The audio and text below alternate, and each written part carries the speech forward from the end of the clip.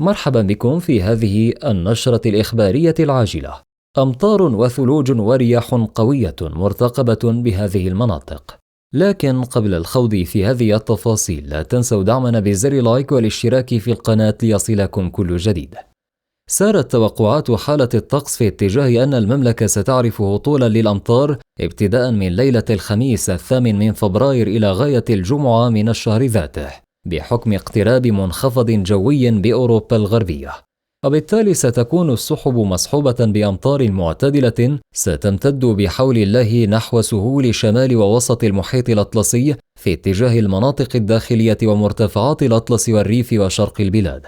وحسب البيانات الرسمية الصادرة عن المديرية العامة للأرصاد الجوية، فإنه من المتوقع أن تعرف المملكة سقوط الثلوج أيضا يومي الجمعة والسبت على قمم الأطلس العالي والمتوسط، وربما على شرق البلاد، مع انخفاض ملحوظ في درجات الحرارة.